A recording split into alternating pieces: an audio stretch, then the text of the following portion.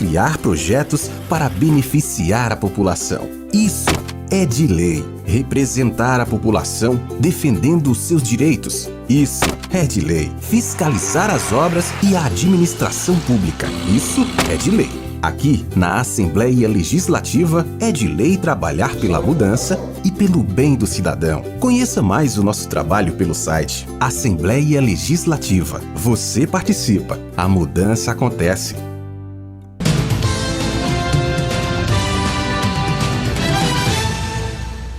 Olá, hoje o tema é saúde. Você sabia que a maior causa de afastamento no trabalho de pessoas com menos de 45 anos por problemas de dor lombar, dor na coluna?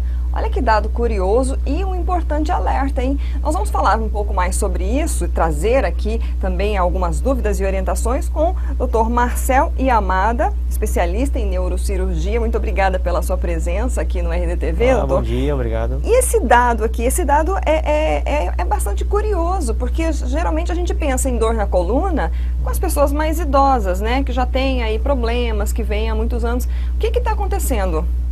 Bom dia, eu sou o Dr. Marcel Yamada, eu sou neurocirurgião. Realmente a dor lombar é uma doença bastante prevalente, é uma doença bastante comum no dia a dia, nosso cotidiano, né? O que acontece é que a dor lombar está associada muito com o envelhecimento do disco, né? E esse envelhecimento discal que acontece é progressivo e acontece, geralmente a mudança drástica acontece a partir dos 40 anos de idade. Então, a gente observa em pacientes mais jovens essa crise de dor lombar aguda como causa principalmente de afastamento das atividades do dia a dia. Questão de postura, de vida sedentária, isso tudo influencia nesses problemas? Sim, tem um papel importante, exatamente. Isso que você falou é muito importante em questão de prevenção. Hoje a gente sabe que o paciente que tem uma postura correta, faz atividade física normalmente, tem um sono regular, uma alimentação regular, um peso controlado, tá? Tudo isso influi na qualidade do paciente e também menor risco de paciente ter dor lombar. Uhum. Quais são assim os principais sintomas que já podem servir de alerta para a pessoa? Na maioria dos casos a dor lombar, a evolução é bastante benigna, né? O que significa isso? Não existe grandes preocupações, tá? Em mais de 95% dos casos a dor acaba se resolucionando no período até de 4 a 6 semanas, tá? Uhum. Porém, em alguns casos, isso é a minoria, existem alguns sinais de alarme que o paciente pode ficar atento e isso ser motivo de procurar um médico especialista na área. Uhum, tá? Quais são esses? Principalmente uma dor que não melhora. A evolução dela é gradual, gradativa e acaba piorando nesse período de 2 semanas. Tá? Piora quando o paciente deita especificamente, ou o paciente chega a acordar durante a noite com essa dor. Febre associada, emagrecimento associado e dor que se irradia para as pernas. Tá? Então, esses são sintomas que o paciente tem que ficar atento e procurar um médico. Qual a região da coluna que é assim mais acometida dessas dores, que pode ter um agravamento aí? Porque às vezes as pessoas dizem, mas eu estou com uma dor aqui na cadeira, como o povo fala. Não, então é mais no alto das costas, falando de uma forma leiga, né? Qual é a parte mais atingida? A coluna nossa, na verdade, ela é construída uma região cervical, uma região torácica e uma região mais embaixo que é a lombar. A região lombar é a região mais acometida, né? Se a gente conseguir palpar aqui, ela vai da última costela até um pouco acima da região do glúteo, né? Por prevalência, essa região é uma região bastante acometida, a região lombar. Falando um pouco também de dúvidas, o que as pessoas mais trazem de dúvidas assim no consultório em relação a essas dores? Geralmente as dúvidas principais que o paciente trata com dor é realmente esclarecimento diagnóstico. Né? A maioria dos casos que eu falei para você, a evolução é benigna, né? Então uma boa orientação médica, depois uma boa orientação quanto à prevenção já acaba sendo o suficiente. Tá? Porém, alguns casos precisa de uma investigação mais profunda, né? E se liga principalmente com aqueles sinais de alerta que nós acabamos de comentar. A gente falou no início da entrevista sobre a questão de causas de afastamento, né, de trabalho por causa de dor lombar. Como é que é feito esse tratamento? Porque para a pessoa ser afastada é porque deve estar incomodando muito e já deve estar num estado já mais agravado, né? Como é que é feito o tratamento tratamento dessas dores, né, na coluna. Tem muita gente, por exemplo, que tem muito medo da cirurgia, né? O senhor pode já comentar alguma coisa sobre isso? Em relação do lombar, a cirurgia é uma opção na maioria dos casos, tá? Realmente menos que 5% dos casos talvez tenha uma indicação cirúrgica, tá? A grande maioria dos casos acaba sendo tratada de forma conservadora, né?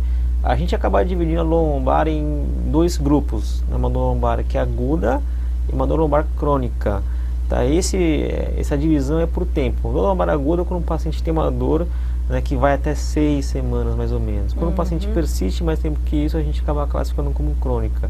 Dependendo da dor, a gente tem um tratamento específico. Então, por exemplo, um paciente com dor lombar aguda, numa fase aguda, não é interessante que ele faça atividade física intensa.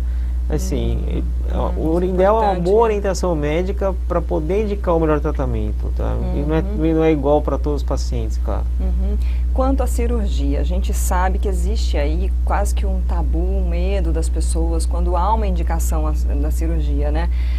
Hoje em dia, até a gente vinha conversando um pouco antes da entrevista, o senhor fala que as cirurgias hoje elas podem ser o menos incisivas possível, né? Como é que funciona isso?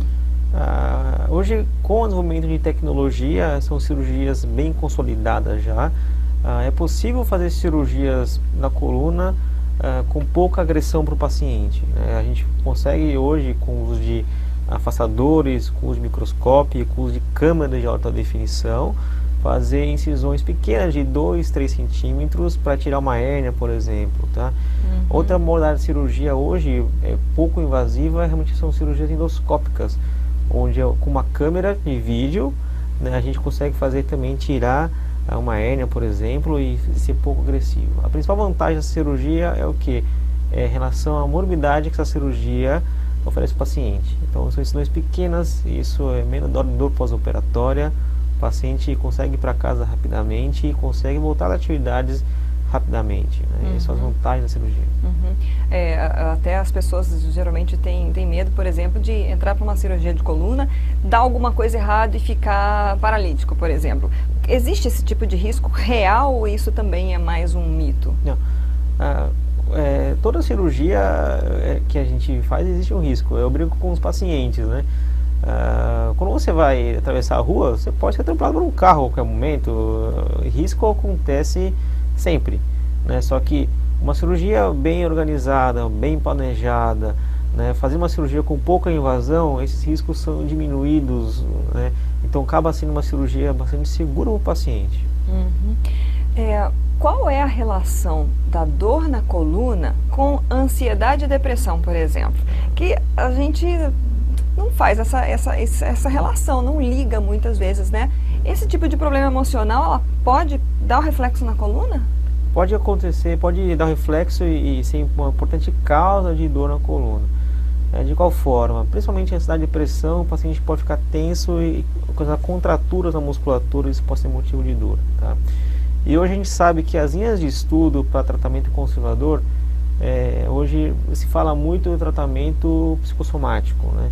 Hoje a gente sabe que em pacientes com dor crônica, aqueles pacientes com depressão, transtorno de ansiedade, existe uma conexão cerebral com o ciclo de dor, né? E esses sintomas de estresse, etc., isso acaba perpetuando e piorando a dor do paciente. Tem muitos casos de jovens, porque a gente sabe que hoje em dia existe uma pressão muito grande nos jovens quanto à vida profissional, à vida escolar.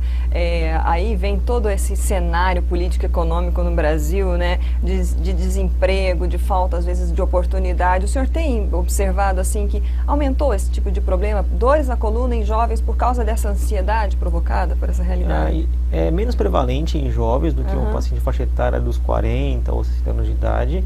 Mas é claro que esses fatores são motivos para causar um estresse, ansiedade, e isso pode, num paciente, acabar sendo motivo propicial ou facilitar, assim, a origem da dor. Bom, então vamos falar agora de prevenção, né? O senhor já citou aí a questão de atividade física, o que é preciso para evitar, então, problemas na coluna que podem depois gerar até reflexos mais graves, né? Sim. A prevenção, eu acho que é o principal investimento que a pessoa tem que ter para evitar esse tipo de dor. A primeira coisa é a postura, ter uma postura adequada para esse paciente, ou quem, por exemplo, dirige muito no carro, ou que fica muito no escritório, tem que se corrigir isso. A segunda coisa é ter uma vida saudável. Então, a atividade física, além de prevenir, claro, no lombar, isso previne os problemas, com doenças cardiovasculares, doenças respiratórias, etc. Ter um peso controlado, tá? Não fumar. A gente sabe hoje que o cigarro causa uma alteração na microcirculação do disco intervertebral, isso pode ser motivo de lombar também. E ser saudável na parte mental também, então evitar estresse, ansiedade, isso tem isso bem controlado. E último, bom sono. Então a gente sabe que pacientes que não têm um bom sono, isso pode ser também um motivo a mais de paciente ter lombar. Olha só quanta coisa, né? Quantas atividades físicas, alguma em especial que o senhor recomenda? Musculação, ou por exemplo, tem gente que faz só uma caminhada, né, para manter peso, enfim, é o suficiente? O mais importante na atividade física que eu recomendo aos pacientes, faça alguma coisa que você goste. Porque geralmente se você não fazer uma atividade física que você não gosta, você vai acabar largando isso e vai ser uma obrigação do que ser um prazer. Então, na verdade, a atividade física tem que ser alguma coisa prazerosa também. Então, tem que ser uma atividade física que você goste. Se você for da academia, é ótimo. Gosta de correr, excelente. Está ótimo, doutor. Acho que a gente abordou tantos vieses aqui desse tema. Tem alguma coisa que o senhor acredita que tenha faltado, que o senhor queira trazer aí como um alerta, como uma última mensagem para os nossos internautas? Eu acho que a entrevista realmente contemplou bastante os aspectos do lombar, né? Realmente sempre ficar atento quando procurar um médico ou não, e o mais importante é a prevenção. Eu acho que a prevenção vai acabar sendo um bom investimento para os pacientes. Não tem como fugir da alimentação saudável, do exercício físico. Acho que isso todos os médicos que vieram em todas as áreas sempre fizeram esse alerta. Tem gente que às vezes não gosta, mas não tem jeito, uma hora vai ter que acabar se rendendo, né? Está ótimo, muito obrigada pelas suas informações. Obrigado. Nós conversamos hoje com o médico especialista em neurocirurgia, Marcel Yamada, falando um pouquinho das dores lombares, as dores na coluna, que muitas pessoas às vezes não ligam muito, começam a sentir, deixa, né, como a gente fala aí na linguagem popular, deixa rolar, mas ele trouxe um alerta importante, viu? É importante você procurar um médico quando essas dores estão persistentes, quando elas estão se agravando, estão irradiando aí para as pernas, quando tem algum outro sintoma, né? Ele falou de febre. Então é muito importante, porque esse dado aqui chama atenção. A maior causa de afastamento em pessoas com menos de 45 anos é justamente a dor na coluna. Falamos de prevenção, ele deu aí as dicas para como evitar, falou de tratamento, de cirurgia. Então olha só, eu acho que todo mundo ou já teve ou tem, né? Ou conhece alguém que tenha problemas na coluna. Então é importante para você também ajudar a gente a compartilhar essa entrevista, passar para o máximo de pessoas possíveis. Então você pode acessar o RD News, lá no RD TV. Tem o canal do RD News no YouTube, que você, se você estiver assistindo por aqui, você tem como compartilhar. E também a gente está no Facebook. Então aproveite, curta, compartilhe, ajude outras pessoas também a divulgar essa informação de saúde. A gente se vê na próxima.